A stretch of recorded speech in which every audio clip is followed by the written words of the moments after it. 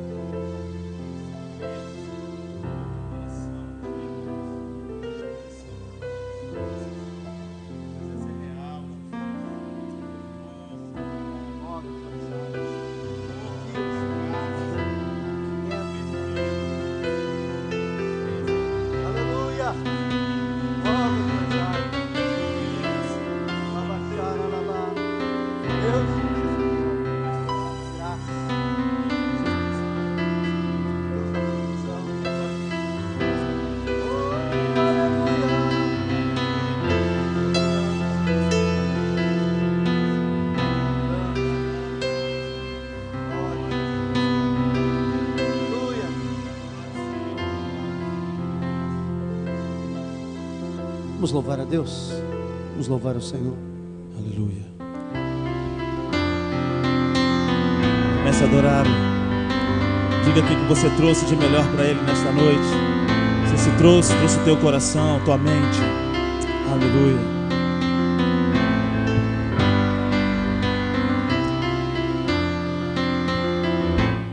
Meu melhor a Ti, meu melhor a Ti eu darei, pois dono de nada sou. Não importa o amanhã, se o futuro é somente teu. Cante, igreja. Minha motivação é saber que nada me faltará, pois eu sei que o meu Deus em tudo me suprirá. O meu coração se enche de gratidão pela tua fidelidade, por saber que as janelas do céu estão abertas para que em minha vida venha maior provisão. O gafanhoto não tocará em nenhuma porção do que o Senhor preparou para ser a minha herança. Meu melhor a Ti, meu melhor a Ti eu darei, pois dono de nada sou. Não importa o amanhã, se o futuro é somente teu. Minha motivação é saber que nada me faltará, pois eu sei que o meu Deus em tudo me suprirá. O meu coração se enche de gratidão pela tua fidelidade e por saber que as janelas do céu estão abertas para que em minha vida venha maior provisão. O gafanhoto não tocará em nenhuma porção do que o Senhor preparou para ser a minha herança. O meu coração se enche de gratidão pela tua fidelidade e por saber que as janelas do céu estão abertas para que em minha vida venha maior provisão. O gafanhoto não tocará em nenhuma porção do que o Senhor preparou para ser a minha herança,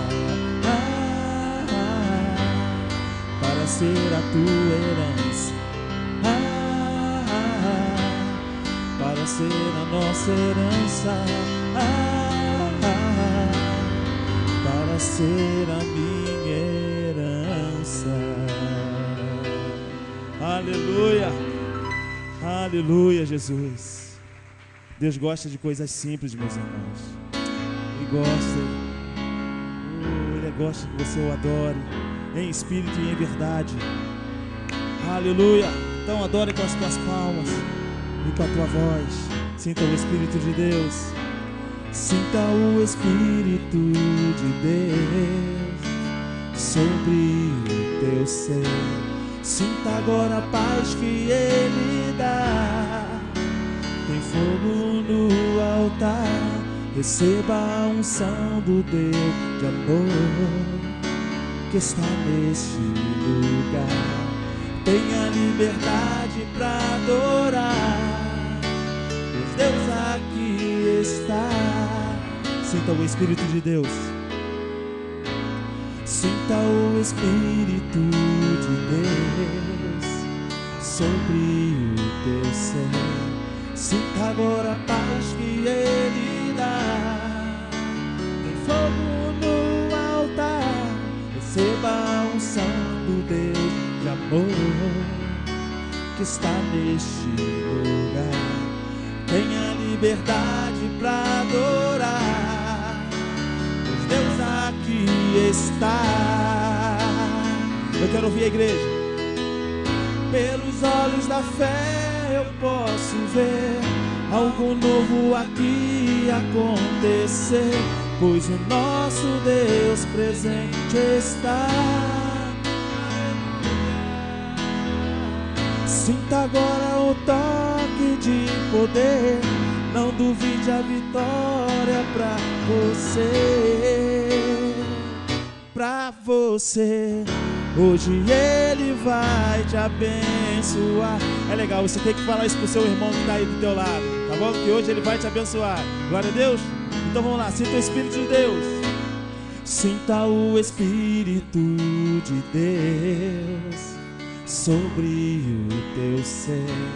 Sinta agora a paz que Ele dá. Tem fogo no altar, receba a unção do Deus de amor que está neste lugar. Tenha liberdade para adorar, pois Deus aqui está. Pelos olhos da fé, pelos olhos da fé eu posso ver algo novo aqui acontecer, pois o nosso Deus presente está. Aleluia. Sinta agora o toque de poder, não duvide a vitória. Pra quem? Diga pro teu irmão. Pra você, hoje Ele vai te abençoar. Pelos olhos da fé, continue dizendo. Pelos olhos da fé eu posso ver algo novo aqui acontecer, pois o nosso Deus presente está. Aleluia. Sinta agora um toque de poder, não duvide a vitória pra você. Hoje Ele vai te abençoar. Hoje Ele quer e vai te abençoar. Hoje Ele vai te abençoar. Hoje Ele vai te abençoar. Aleluia. Oh, aleluia, Jesus. Tu és maravilhoso, Senhor. Aleluia. Aleluia. Não sei como é que você entrou neste lugar nesta noite, mas Deus quer resgatar algo sobre ti. Não se sinta só. Você nunca vai estar só. Se o sol se pôr e a noite chegar, tu és quem me guia. Se a tempestade me alcançar, tu és meu abrigo. Se o mar me submergir, a tua mão me traz à tona pra respirar e me faz andar sobre as águas. Tu és pra mim, Jesus. Tu és o Deus da minha minha salvação. És o meu dono, minha paixão, minha canção e o meu louvor. Aleluia. Se o sol se pôr, se o sol se pôr e a noite chegar, tu és quem me guia. Se a tempestade me alcançar, tu és meu abrigo. E se o mar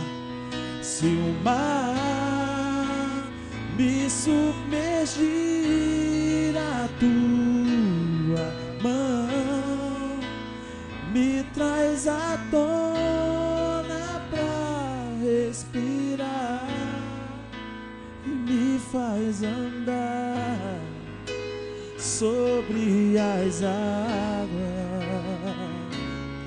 Tu és pra mim, oh, tu és o Deus da minha salvação.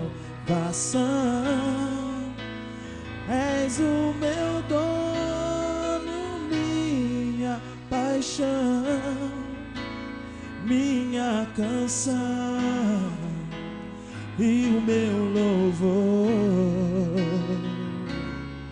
Cante bem forte, aleluia. Aleluia,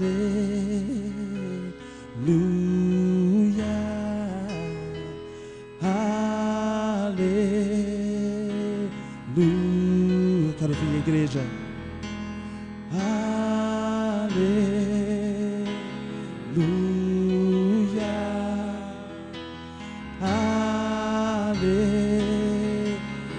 aleluia, mais forte. Aleluia, mais forte.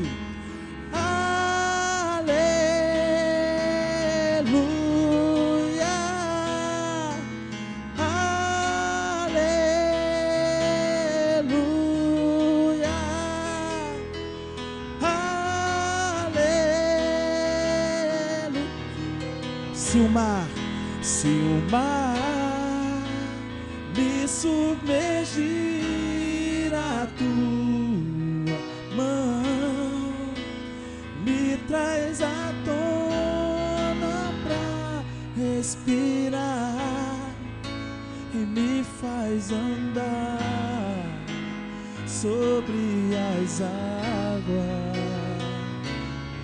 Tu és pra mim, oh, tu és o Deus da minha salvação.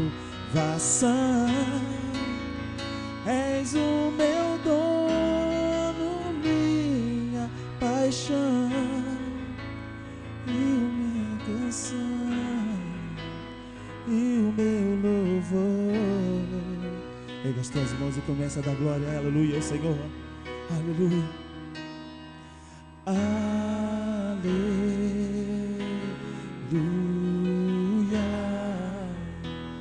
aleluia. Como um coral de anjos cantando ao Senhor. Aleluia. Eu sinto a tua presença, Senhor. Comece a sentir a presença do Senhor. Com aleluia ao Senhor, como um coral.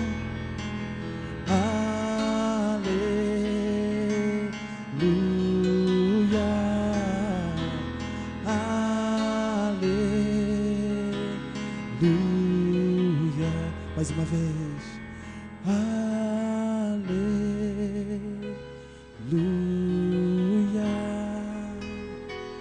aleluia.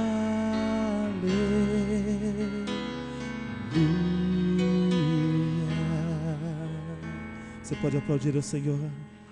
Aleluia, Senhor, Tu és maravilhoso.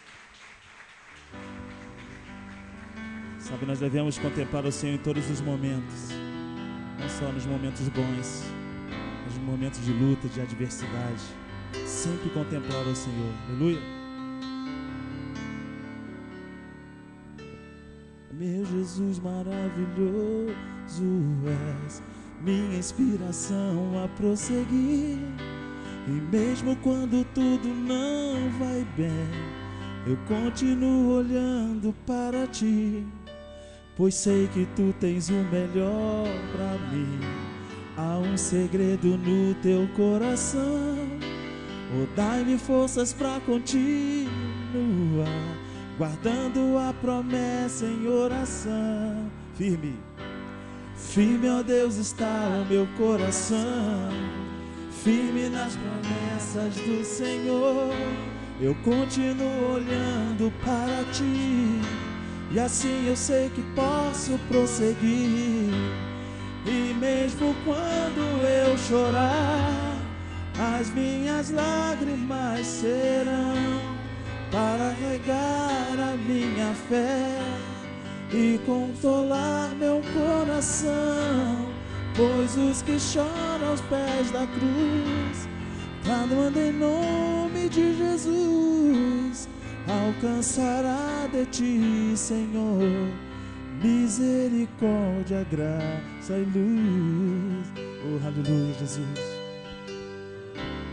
Teu grande amor não cessa, teu grande amor não cessa, eterno, não tem fim. Quão grande és tu, Senhor, quão grande és pra mim.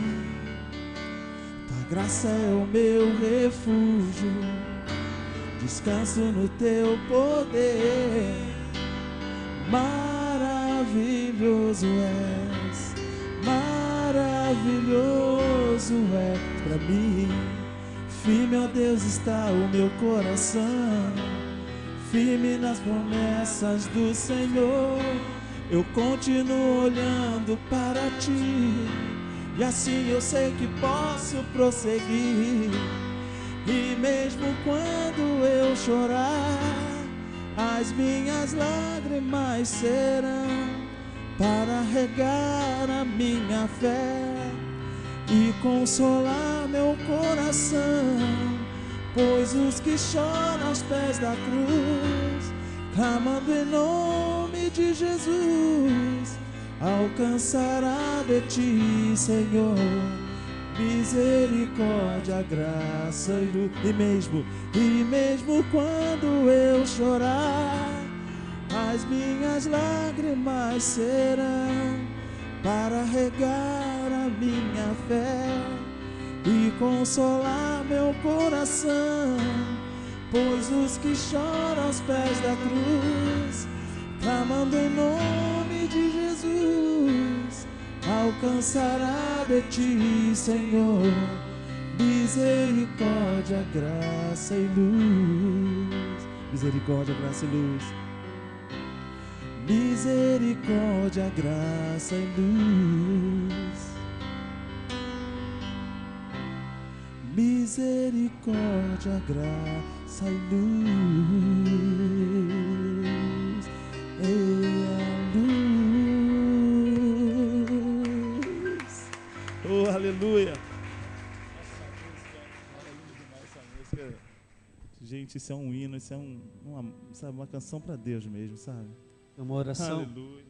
Você pode botar a mão no seu coração e dizer assim: Senhor Jesus, eu tomo esta canção como uma oração no meu coração. E eu, Senhor, declaro nesta noite que eu dependo da Tua misericórdia todos os dias, da Tua graça. E preciso, Senhor, que Tu me ilumines, tirando de mim toda treva, me dando, Senhor, conhecimento, me dando sabedoria, me tirando, Senhor, das trevas da ignorância, porque, Senhor, a Tua luz me conduzirá a caminhos tranquilos, às águas tranquilas, aos pastos verdejantes. A Tua luz, Senhor, me dará segurança onde quer que eu vá. Por isso, diga assim: Espírito Santo, ilumina a minha mente, que ao ler o texto sagrado, Tu ilumines esse texto, que Tu reveles ele no meu coração, Pai, em nome de Jesus, amém e amém. Podem sentar, irmãos, muito obrigado. meus amados irmãos. Irmãos, hoje nós estamos num número bastante reduzido.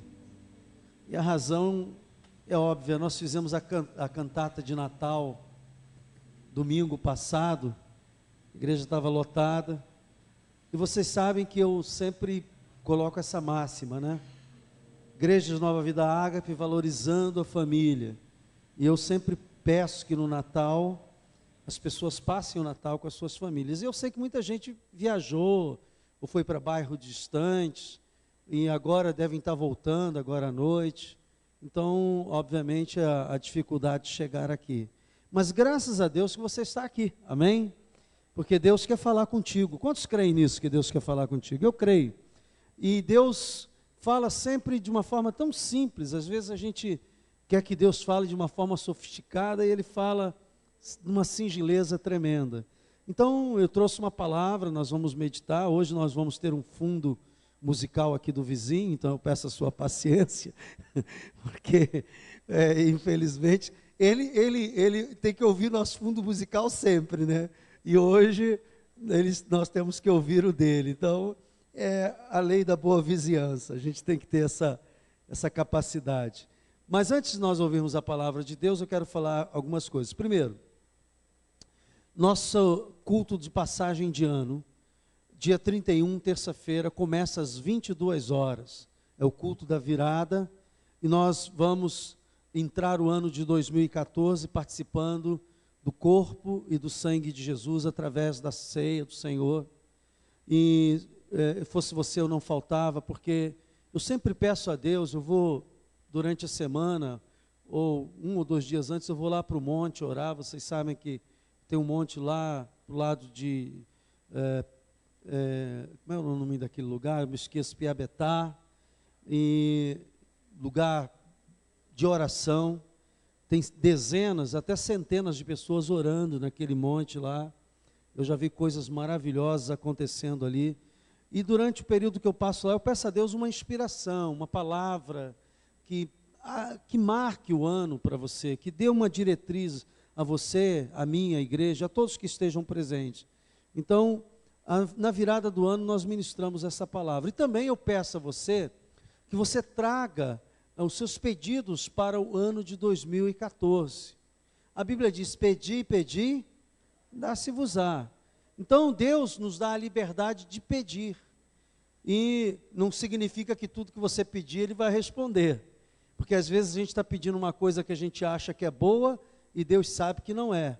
Então, esse pedido sempre está debaixo da soberania de Deus. Diga: os meus pedidos, as minhas orações, tudo que eu faço, sempre estará debaixo da soberania de Deus. Então, isso dá paz. Eu não tenho problema com a soberania de Deus, porque ela sempre prevalecerá. Agora, Ele me dá a liberdade de orar, Ele me dá a liberdade de interceder, Ele me dá a liberdade de pedir, Ele me dá a liberdade de buscar dEle uma palavra profética e assim por diante. Então, vai ser algo maravilhoso na passagem do ano. Depois do culto, já terá rompido meia-noite tudo, nós vamos ter uma ceia de comunhão. Então, aquelas pessoas que querem participar, traga, por favor, você procure saber. Eu não sei quem está incumbido esta noite aí de fazer isso, mas já que a nossa pastora hoje está de plantão, né? Eu vou pedir a alguém, a Patrícia está aí?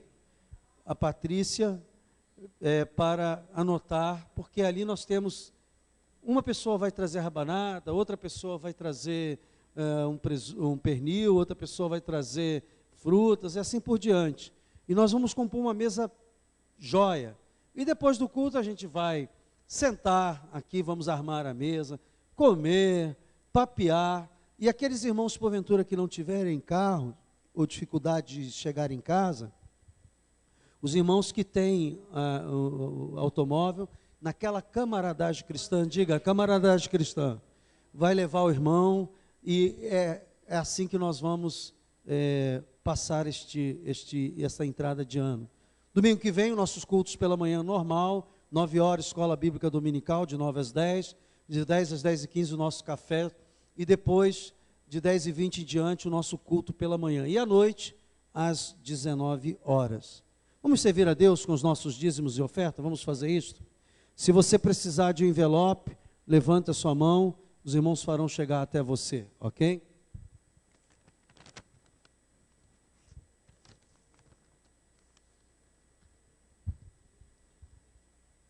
Glória a Deus.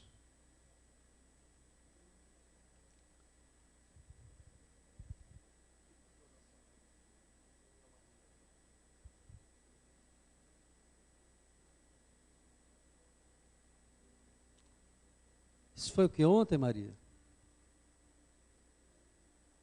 Segunda-feira. Você conhece essa pessoa?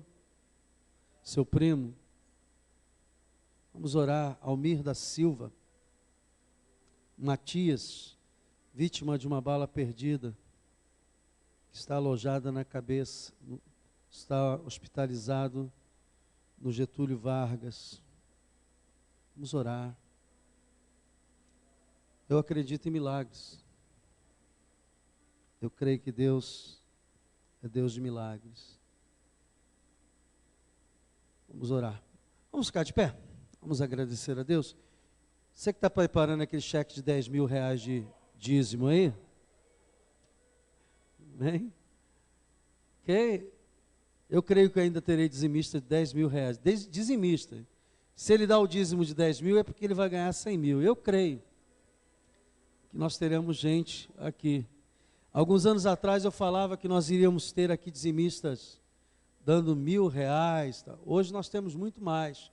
Gente que começou conosco desempregado. Desempregado. Gente que começou conosco desempregado. E que hoje talvez seja o maior dizimista da igreja. Chegou desempregado. Eu, sem medo de errar, falo. E eu, todas as vezes que eu falava assim, olha, quantos creem que podem, Deus pode fazer você prosperar para você dar 1.000 reais de dízimo? E essa pessoa sempre levantava a mão. Hoje está dando muito mais que 1.000 reais. O que eu estou tentando dizer a você é o seguinte: Deus tem o melhor dessa terra para o seu povo. E Ele faz chegar até nós. Mas há um caminho de fidelidade. Há um caminho de fidelidade. O dízimo protege o seu dinheiro. A oferta faz você avançar. Creia, assim como você crê que Jesus é seu Salvador, assim como você crê que você vai para o céu, assim como você crê que Jesus cura, você tem que crer que Ele também é o Jeová Jireh, o Deus da nossa provisão, amém? Se você crê, você vai provar, assim como muitos irmãos, ao longo do tempo têm provado disso, amém? Pai, nós te agradecemos por esta linda oportunidade de servir-te com os nossos dízimos e oferta. Fazemos isto em nome de Jesus, para a glória do teu santo nome, e que o povo de Deus diga amém. Você que vai dizimar, ofertar, traga aqui, entregue nas mãos do nosso irmão.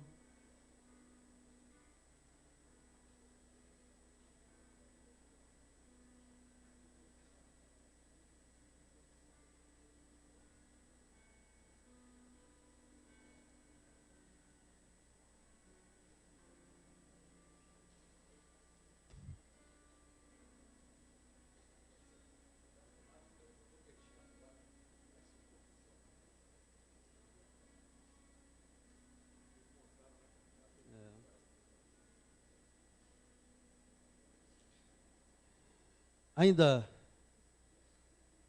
orando por esta pessoa, alguém mais precisa de oração no sentido de uma cura? Nós também vamos orar neste momento. Eu peço a você que você se una comigo agora em oração. Pai santo e maravilhoso, nós oramos agora em favor de Almir da Silva Matias, essa pessoa que foi vítima de bala perdida, Senhor. Eu quero pedir agora que a tua misericórdia o alcance.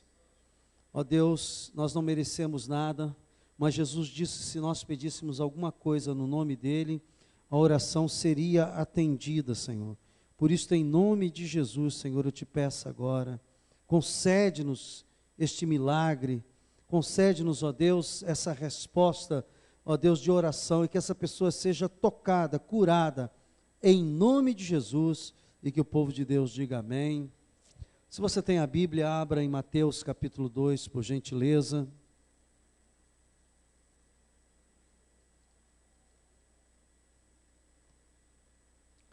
Mateus capítulo 2.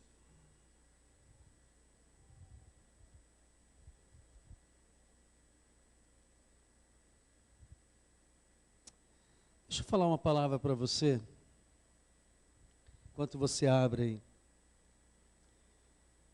Nós vamos ler uma profecia no meio da pregação aqui, que está em Isaías capítulo 9,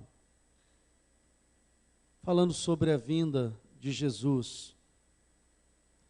E uma das coisas que a Bíblia afirma é que Jesus é a luz. E diz que o povo que andava em trevas viu a luz. Quando a Bíblia fala de luz, irmãos, está falando de conhecimento.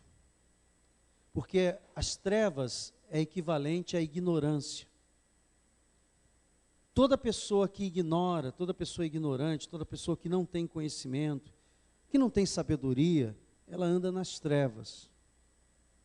Então, quando a Bíblia está se referindo sempre às trevas, não pense você que é só porque o planeta estava infestado de demônios e Jesus veio trazer. Também é isso. Mas a ignorância é o pior tipo de trevas que existe. A Bíblia diz: conhecereis a verdade e a verdade vos libertará. E Jesus mesmo disse: eu sou o caminho, a verdade e a vida. Por que eu estou falando isso? Porque dentro dessas verdades, que é luz, que nos dá luz, que nos tira da ignorância, está a mensagem de Jesus, que é diferente da mensagem de Moisés, que é diferente do judaísmo, que é diferente do Islã, do islamismo. Nessas religiões, o ensinamento é olho por olho, dente por dente, é a lei que prevalece. Mas Jesus trouxe a luz através da misericórdia e do perdão. Então, o perdão que Jesus trouxe, ele tem que ser praticado entre nós. Uma pessoa que não perdoa, ela está nas trevas. Uma pessoa que não perdoa a outra está nas trevas. Está nas trevas porque perdão, eu tenho ensinado aqui ao longo dos anos na igreja, é uma questão de inteligência. Perdão é uma questão de sabedoria. Porque quando você perdoa, você se livra de um fardo, você se livra de uma angústia, você se livra de tristeza, você se livra de tudo aquilo que traz agonia ao seu coração. Você não carrega aquela pessoa que menos você queria ver. Quando você não perdoa, é quem mais você carrega no coração. E quando você perdoa, você libera esta pessoa. Não só libera esta pessoa, você se libera desta pessoa. E o perdão traz paz. Não há quem carregue no seu coração mágoas, tristezas, a falta de perdão que tenha paz. E outra coisa, a falta de perdão anula tudo de bom, porque às vezes você recebe coisas boas, mas o seu coração está contaminado por falta de perdão, e acaba que aquilo que deveria ser bom, acaba sendo, vamos dizer assim, diluído, por causa daquela lembrança ruim, daquela traição, daquela palavra ofensiva, daquela crítica, daquela traição de um negócio, sei lá o que tenha alcançado você. Mas quando você perdoa, tudo isso se libera. A luz entra no seu coração. Será que posso ouvir um amém? Isso não tem nada a ver com a mensagem aqui. Mas quando nós estamos comemorando o Natal e nós vamos ler o texto falando a respeito da chegada de Jesus, você tem que entender que se Jesus verdadeiramente é o Rei no seu coração, se Jesus realmente entrou no seu coração, é porque Ele entrou com todas as condições de você perdoar. Amém? Então, Mateus capítulo 2 diz assim: tendo Jesus nascido em Belém da Judéia, em dias do rei Herodes, eis que vieram os magos do Oriente a Jerusalém. Essa palavra magos quer dizer sábios, ok?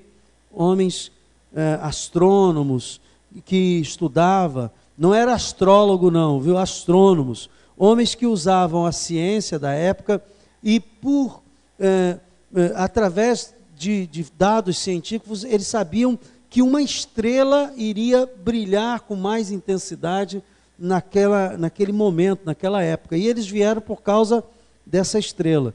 Então, e perguntavam, versículo 2, onde está o recém-nascido rei dos judeus? Porque vimos a sua estrela no Oriente e viemos para adorá-lo. Tendo ouvido isso, alarmou-se o rei Herodes e com ele toda Jerusalém. Então, convocando todos os principais sacerdotes e escribas do povo, indagava deles onde o Cristo deveria nascer. Em Belém da Judéia, responderam eles, porque assim está escrito por intermédio do profeta. E tu, Belém, terra de Judá, não és de modo algum a menor entre as principais de Judá, porque de ti sairá o guia que há de apacentar a meu povo Israel. Com isto, Herodes, tendo chamado secretamente os magos, inquiriu deles com precisão quanto ao tempo em que a estrela aparecera. E enviando-os a Belém, disse-lhes, ide informar-vos cuidadosamente a respeito do menino, e quando tiverdes encontrado, avisai-me, para eu também ir o quê? Que cobra, hein? Você vai ver o que ele vai fazer depois. Versículo 9. Depois de ouvirem o rei, partiram, eis que a estrela que viram no Oriente os precedia, até que chegando parou sobre onde estava o menino. E vendo eles a estrela, alegraram-se com grande e intenso júbilo. Entrando na casa, viram um menino com Maria, sua mãe, prostrando-se o adoraram, e abrindo os seus tesouros, entregaram-lhe suas ofertas, ouro, incenso e mirra. Sendo por divina advertência prevenidos em sonho, para não voltarem à presença de Herodes, regressaram por outro caminho à sua terra. Muito bem, versículo 13. Tendo eles partido, eis que apareceu um anjo do Senhor a José, em sonho, e disse, dispõe-te, toma o menino e sua mãe, foge para o Egito e permanece lá até que eu te avise, porque Herodes há de procurar o menino para o matar. Dispondo-se ele, tomou de noite o menino e sua mãe e partiu para o Egito. E lá ficou até a morte de Herodes, para que se cumprisse o que fora dito pelo Senhor por intermédio do profeta. Do Egito chamei o meu filho.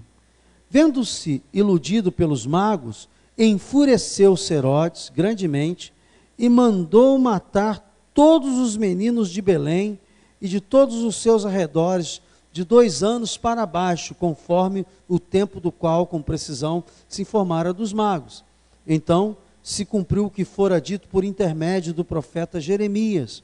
Ouviu-se um clamor em Ramá, planto, choro e grande lamento. Era Raquel chorando por seus filhos, inconsolável, porque não mais existem.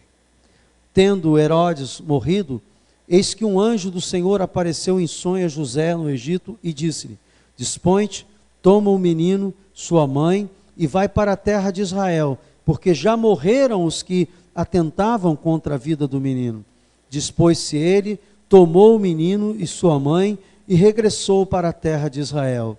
Tendo, porém, ouvido que Arquelau reinava na Judéia em lugar de seu pai Herodes, temeu ir para lá. E por divina advertência, prevenido em sonho, retirou-se para as regiões da Galiléia e foi habitar numa cidade chamada Nazaré, para que se cumprisse o que fora dito por intermédio dos profetas. Ele será chamado o quê? Nazareno. Irmãos, eu quero esta noite dizer a vocês que os planos de Deus não podem ser frustrados.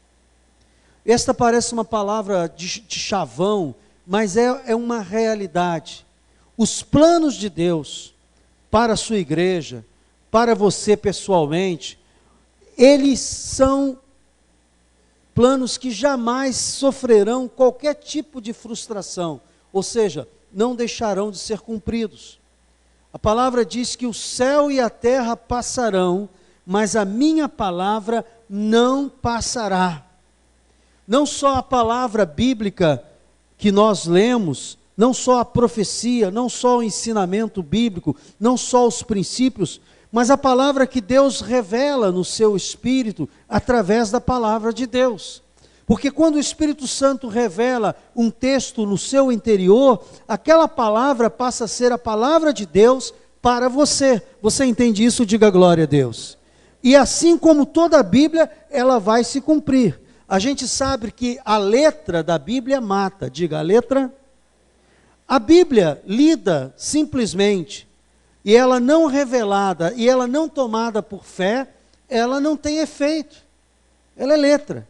Mas a partir do momento que um texto é revelado no seu espírito, e esse texto começa a criar fé no seu coração, começa a criar fé no seu interior, essa palavra ela sai do momento de ser uma palavra rema, uma palavra letra, para ser uma palavra ágape, uma palavra poderosa do amor de Deus, uma palavra rema, uma palavra do Espírito. E a Bíblia continua dizendo que os céus e a terra passarão, mas a minha palavra não passará. Então, quando Deus revela os seus planos através de uma palavra, eles não podem ser frustrados. O problema é que nós temos que ter conhecimento de alguns segredos da vida vitoriosa. Qual é o segredo, pastor, de uma pessoa ter uma vida vitoriosa com Deus? É essa pessoa viver no centro da vontade de Deus. O grande problema é que muitas pessoas vivem na periferia da vontade de Deus. O que é viver na periferia? A pessoa, ela crê em Jesus, ela conhece a palavra de Deus, ela sabe que a palavra é a verdade, mas ela nunca toma por prática de fé aquela palavra. Ela nunca toma, ela ouve os profetas dizendo, os profetas são os pastores, os pregadores, aqueles que são usados pelo Espírito Santo para falar. Ela ouve falar, mas ela sabe que é verdade, mas ela não se posiciona. Então ela vive na periferia, ela sabe que é, mas ela não se posiciona em relação àquilo, e portanto, essa pessoa não fica no centro da vontade de Deus. Simplesmente, ela não fica. Ela conhece, mas ela não fica. Então, para ter vida vitoriosa, irmãos, e vida vitoriosa não ter muito dinheiro não, senão muito rico não dava tiro na cabeça. Tem agora muita gente rica morrendo, porque o dinheiro não pode dar vida. Só Jesus pode dar vida. Ok? Então, a vida vitoriosa é aquela vida que você vive feliz, que você encontra, né, a felicidade que vem de Deus. Então, estar no centro da vontade de Deus não significa que você não tenha que passar por lutas. É outro engano. Ah, pastor, se eu estou no centro da vontade de Deus, como é que eu vou passar por lutas? Ora, nós estamos lendo aqui uma narrativa aonde Jesus, alguém tem dúvida que Jesus estava no centro da vontade de Deus? Alguém tem dúvida sobre isso? Que Jesus estava no centro da vontade de Deus? Que ele foi nascido de Deus? Que o nascimento dele foi todo profetizado e que ele cumpriu todo o propósito de Deus? Alguém tem dúvida disso? Então, nós sabemos que Jesus estava no centro da vontade de Deus. No entanto, mesmo no centro da vontade de Deus, levantaram-se pessoas para matá-lo. Mesmo no centro da vontade de Deus, Jesus não encontrou um hotel, um lugar para vir a este mundo. Maria estava num local impróprio de animais, no estábulo. Jesus não teve um berço, nem usado, nem um berço de madeira, nem de ferro, nem usado, nem emprestado, Jesus teve que ter uma manjedoura emprestada, lugar onde os animais comem. Alguém tem dúvida que Jesus estava no centro da vontade de Deus? No entanto, mesmo tendo toda essa diversidade ao derredor dele, Jesus estava no centro da vontade de Deus. Estar no centro da vontade de Deus, irmãos, é a certeza que a palavra de Deus para você se cumprirá. Pastor, quando é que eu sei que estou no centro da vontade de Deus? É quando eu tenho certeza que o céu e a terra passarão, mas a palavra de Deus não passará. Ela se cumprirá na minha vida para a glória de Deus. Então, nós estamos vendo aqui Herodes se levantando, fazendo a matança de crianças, perseguindo a Jesus. Jesus, olha, irmãos, Jesus estava no centro da vontade de Deus, diga sim ou não. No entanto, teve que fugir para o Egito. Deus poderia levantar uma legião de anjos e acabar com aquele rei e tudo mais que precisasse. No entanto, mesmo no centro da vontade de Deus, com todas essas profecias sobre ele, Jesus teve que se retirar, refugiar-se no Egito, até que aquele rei morresse. O que eu quero dizer com isso? É que muitas pessoas não entendem que estar no centro da vontade de Deus nem sempre é você não ter que correr riscos. Você vai correr riscos, mas Deus vai te proteger. Nem sempre significa que você vai ter tudo. Há uma ideia do Evangelho que só prosperidade, que sucesso significa ter, digamos, dinheiro. Eu estou aqui para dizer a você o seguinte: o sucesso de Deus não é ter dinheiro, é estar dentro da vontade dEle. Sabe por quê? A Bíblia diz que nós somos nuvens passageiras. Nós somos como uma neblina que no momento existe e depois desaparece. E se você firmar o seu coração no que está em volta, se você for buscar referência de estar no centro da presença de Deus, pelas circunstâncias, pela perseguição, pela luta, pelo momento difícil que você está passando, você vai ter problema. Porque no centro da vontade de Deus, mesmo com as circunstâncias adversas, Ele te protegerá. Ele fará chegar a você reis magos. Ele fará chegar a você presentes. No meio da tua adversidade, Deus fará chegar reis magos. Como é que pode um garoto nascendo lá, vou usar uma linguagem bem brasileira, num curral, num lugar que eu fico pensando o cheiro de animal que tinha ali, numa adversidade tremenda, e vem sábios de lá, vem aqueles homens sábios e ricos, e que vêm, que trazem, e se prostram e presentiam. Olha, quando você está no centro da vontade de Deus, você pode estar na manjedoura, que Deus vai prover suas necessidades. Eu creio nisto. Jesus, sendo rei, nasceu numa situação improvável. Tudo aos olhos naturais parecia contradizer a profecia.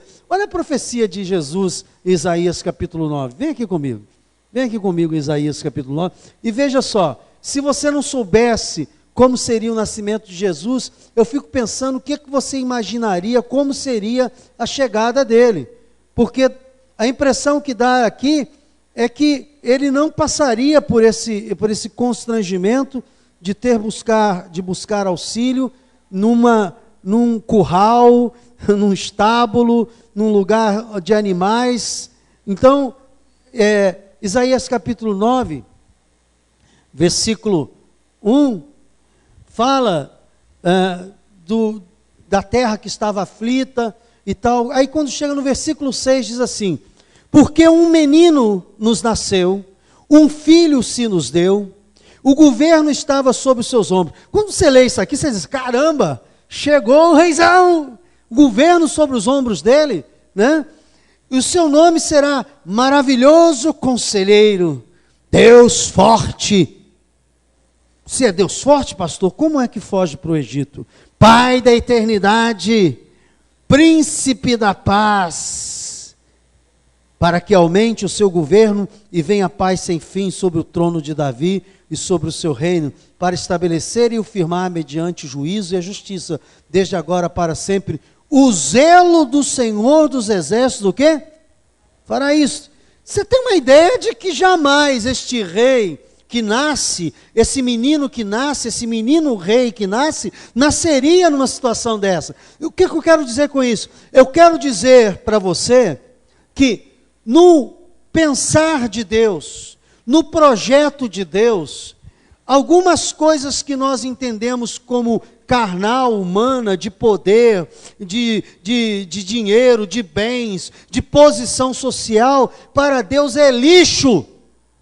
Ele sempre está falando do aspecto espiritual. O governo de Jesus não foi um governo político-militar. O governo dele é um governo que governa no coração dos homens. Diga glória a Deus. Perguntaram para ele assim, Jesus, mostra-nos o teu reino. Onde está o teu reino? Ele disse, o meu reino está dentro de vós. Não dirão ele aqui ou acolá. O meu reino não é militar. O meu reino não é político, o meu reino é aquele reino que reina através do coração. Você obedece a Jesus porque Ele está no seu interior.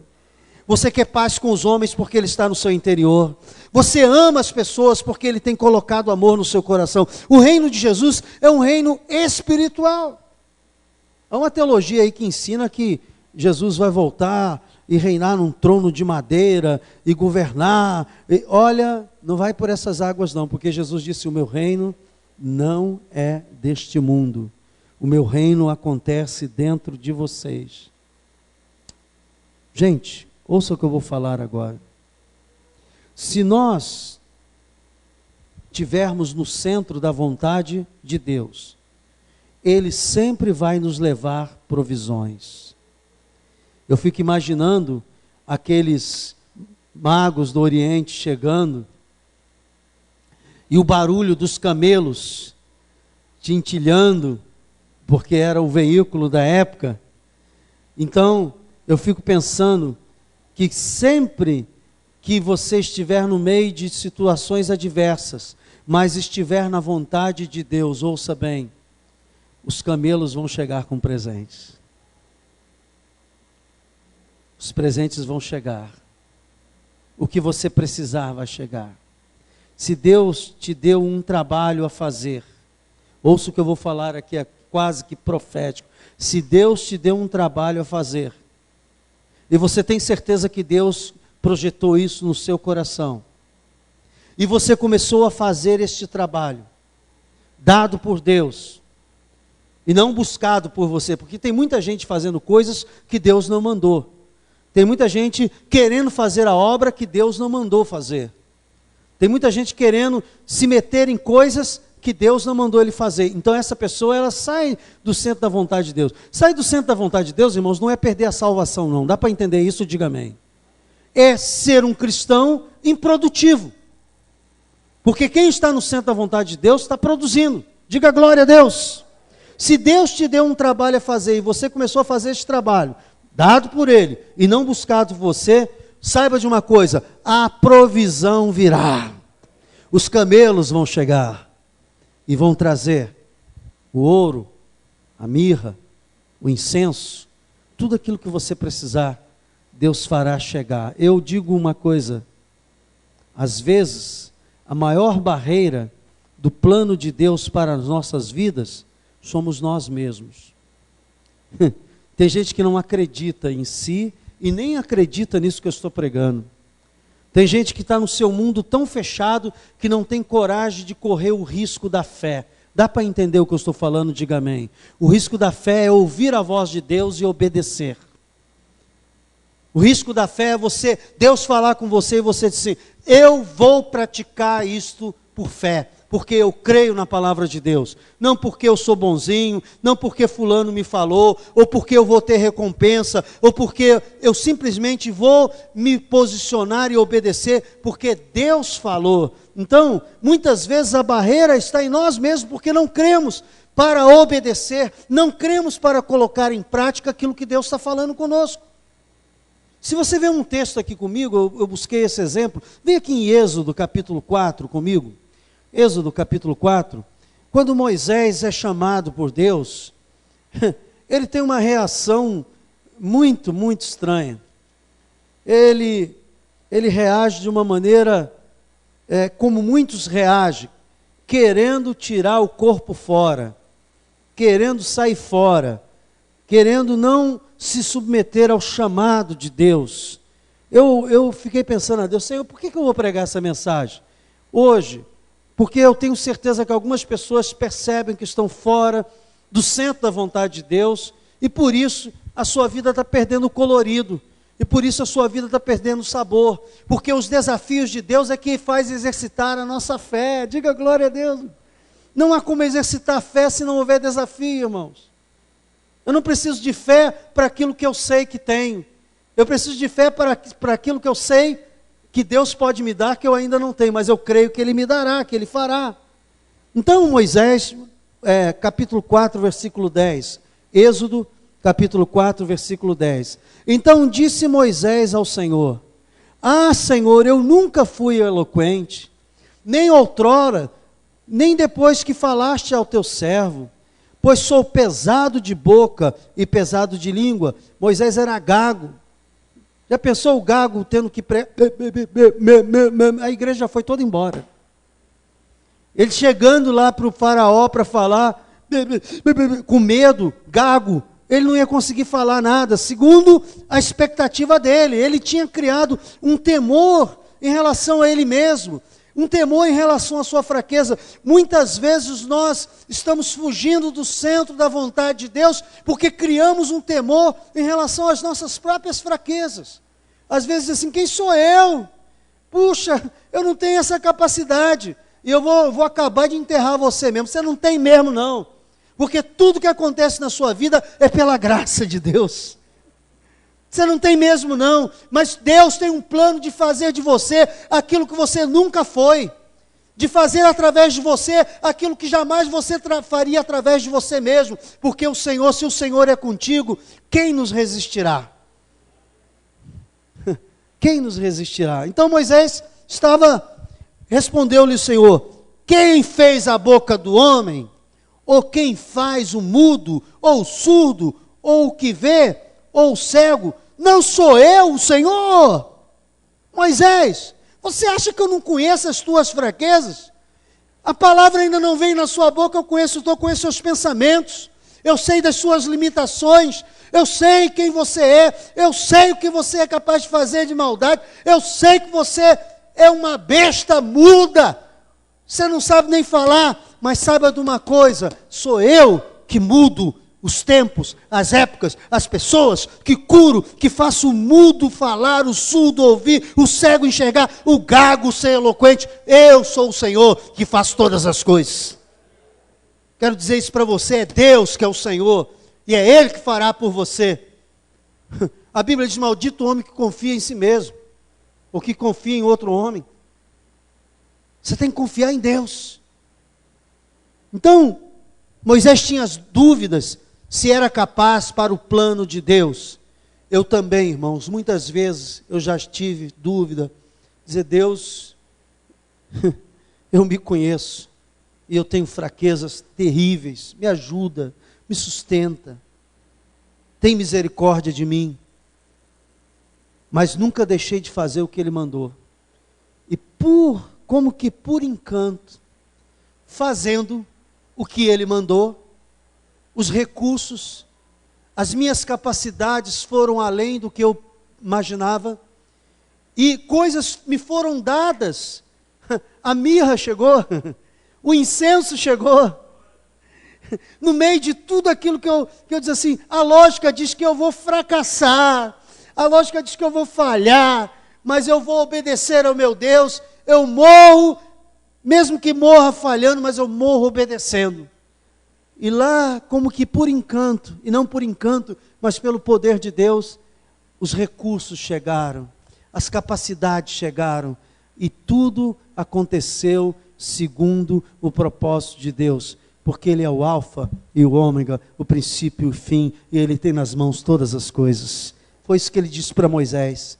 Verdadeiramente, Moisés não era capaz, mas Deus o capacitaria. Deus disse a ele que era Ele, Deus, que o capacitaria. Sou eu que faço todas as coisas. Deus está dizendo para você que talvez esteja diante de um novo desafio, de um chamado, de algo que Deus quer. Talvez você esteja passando por um momento de adversidade, lá na manjedoura. Deus está dizendo para você, fique tranquilo, porque sou eu que faço todas as coisas. Se Ele te chamou, Ele te dará as ferramentas que você precisar.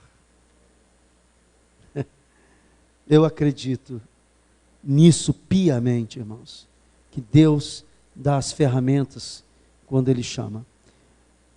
No centro da vontade de Deus, Ele nos livrará. Você sabe que Jesus foi para o Egito, ficou lá o tempo que Deus determinou e foi chamado de lá e foi livrado. No centro da vontade de Deus, os camelos verão com os presentes. No centro da vontade de Deus, você vai receber instrução segura. Quando você estiver lá no meio, o que eu faço? O que eu faço, Senhor? O próprio Moisés, depois desse chamado, tirou o povo diante do mar, as tropas de Faraó nas costas. O que eu faço, meu Deus? No meio daquilo tudo, Deus dá uma instrução a Moisés. Diga ao povo que... Deus vai te dar a instrução precisa, correta, no meio da adversidade.